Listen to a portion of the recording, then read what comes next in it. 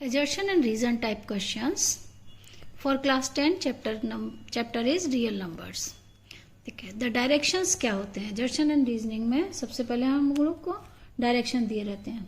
In the following questions, a statement of assertion is A followed by the statement of reason R. Mark the correct choice. The choices are A, B, C and D. The first choice is this: both assertion and reason R are true. And reason R is a correct explanation of assertion A. इसका मतलब जो पहला statement है उसका जो reason है वो सही है, यानी दोनों एक दूसरे से इंटरलिंक्ड है. ये होगा ए ऑप्शन. अब बी ऑप्शन कहता है कि both assertion and reason are true and reason R is not the correct explanation of assertion A. मतलब दोनों स्टेटमेंट सही है लेकिन आर जो है वो जो रीजन है उसका वो उसके लिए वैलिड नहीं है. सी ऑप्शन होता है कि assertion A is true but reason R is false. मतलब पहला स्टेटमेंट सही है लेकिन उसका रीजन जो है वो गलत है. इसी तरह से डी ऑप्शन क्या होता है? assertion A is false for but the reason R is true. ऐसा केस है कि अगर assertion पहला वाला स्टेटमेंट एकदम गलत है लेकिन जो रीजन में स्टेटमेंट है वो सही है. तो यहाँ 4 ऑप्शन होते हैं ए, बी, सी, डी. वो आपको चूज करने पड़ते हैं. तो देखिए क्वेश्चन नंबर 1. assertion दिया हुआ है कि 11 into 4 into 3 into 2 plus 4 is a composite number. पहले आप इसको चेक करेंगे कि ये कंपोजिट है या नहीं. तो हम लोग कैसे इस तरीके से चेक करते हैं? 4 कॉमन लेके 11 into 3 into 2 plus 1. Clearly it is a composite number. It means assertion A is right. Now the reason. Every composite number can be expressed as a product of primes. Yes, ये भी true है. तो इसका answer कौन सा option हो जाएगा? Option A. A means assertion and reason दोनों ट्रू है और आर इज करेक्ट एक्सप्लेनेशन है assertion का. Okay, now the second. assertion दिया हुआ है if LCM equal to 350, product of 2 numbers is 25 into 70 and their HCF is 5. पहले हम लोग चेक करेंगे ये सही है या गलत. तो प्रोडक्ट ऑफ 2 नंबर्स 25 इंटू 70 आप चेक कर सकते हैं. Product of 2 numbers divided by HCF, you will get the LCM. LCM किसके बराबर होता है? Product of 2 numbers divided by HCF यानी 350. यानी सब कुछ सही दिया हुआ है. LCM 350 दिया है, product. It means assertion A जो है वो राइट है. LCM equal to product of 2 numbers equal to HCF, ये गलत है. क्या होता है? LCM into HCF equal to product of 2 numbers. तो इसका आंसर कौन सा हो जाएगा कि assertion A ट्रू है लेकिन रीजन फॉल्स है. ओके, तो इसका राइट ऑप्शन क्या हो जाएगा? सी.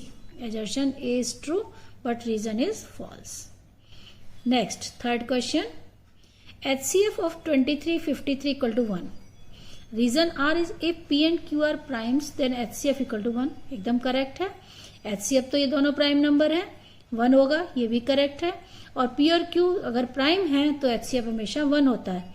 तो यानी assertion भी ट्रू है और रीजन भी वैलिड है. It means the right answer is A. Next question, fourth.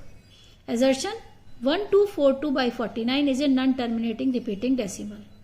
Okay, क्योंकि नॉन टर्मिनेटिंग रिपीटिंग है, क्योंकि दोनों एक दूसरे को हम लोग सिंपलेस्ट फॉर्म में भी नहीं कर सकते हैं. और डिनोमिनेटर में क्या आएगा? 7 इंटू 7.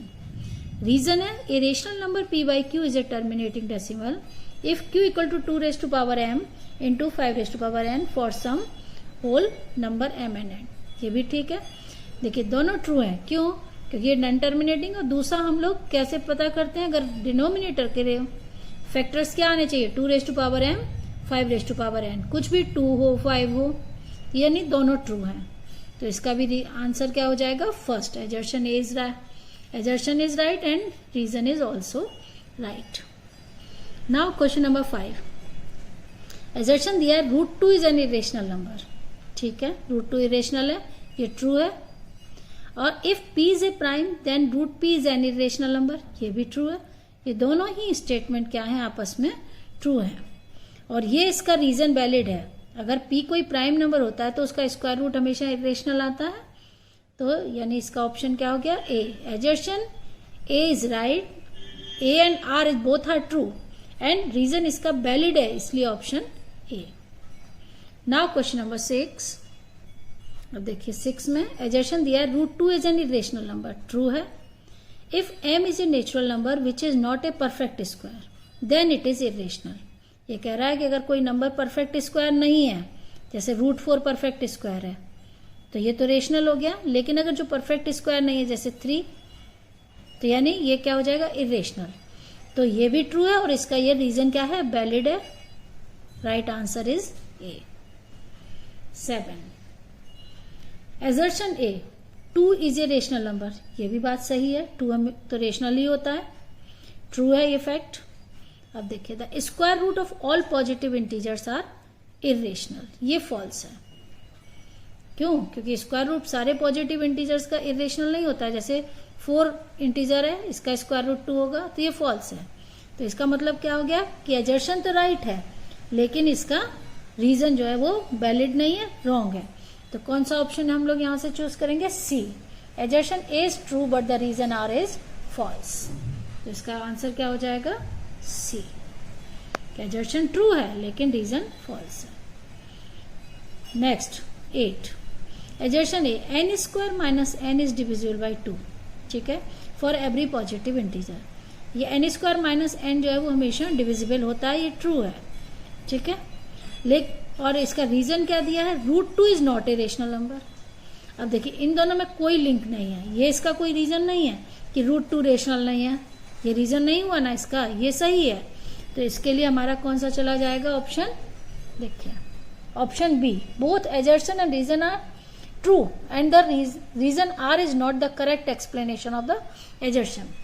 यानी ये दोनों है तो ट्रू, ये लाइन भी ट्रू है, ये भी ट्रू है, लेकिन ये इसका वैलिड रीजन नहीं है, इसलिए इसका आंसर होगा बी। नेक्स्ट 9th एजर्शन क्या कह रहा है, denominator of 34.12345 when expressed in the form of p by q, q is not equal to 0 is of the form 2 raised to power m into 5 raised to power n where m and n are non-negative integer। कह रहा है कि इसका denominator जो है naturally हम लोग कर सकते हैं। देखिए कोई भी डेसिमल नंबर है 1 2 3 4 5, डेसिमल हटाएंगे तो नीचे क्या आएगा, 1 के आगे 5 zeros ऐसे आएगा। तो इसके फैक्टर हमेशा क्या होंगे, 2 और 5 की पावर कितने हो जाएंगे, 5 5। तो ये सही है क्योंकि इसके क्यू को हम लोग रिप्रेजेंट कर सकते हैं 2 raised to power m।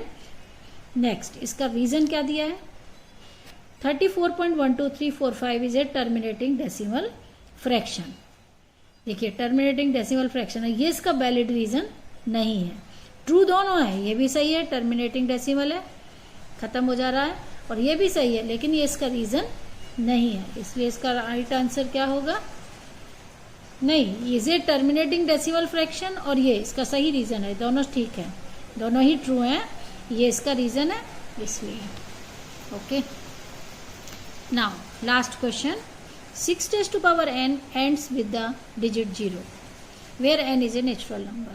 Okay, ये तो end with the digit 0, 6 raised to power n with the digit 0 where n is a natural number, and नहीं होता है। Any number ends with digit 0 if it's prime factor is in the form of 2 raised to m where m and n are natural numbers. देखिए ये तो false है, पहला तो clear दिख रहा है 6 raised to power n कभी भी 0 पर डिजिट एंड नहीं कर सकता, लेकिन रीजन ठीक है कि कोई भी नंबर जब एंड करता है 0 पर, जब इसके फैक्टर क्या होने चाहिए, 2 and 5। तब इसमें से कौन सा ऑप्शन आप डालेंगे कि assertion A is false but the reason is true. तो इसका राइट आंसर हो जाएगा D, assertion is false but the reason is true. ये ट्रू है और ये फॉल्स है। इस तरीके से क्वेश्चन आते हैं एजर्शन एंड रीजनिंग।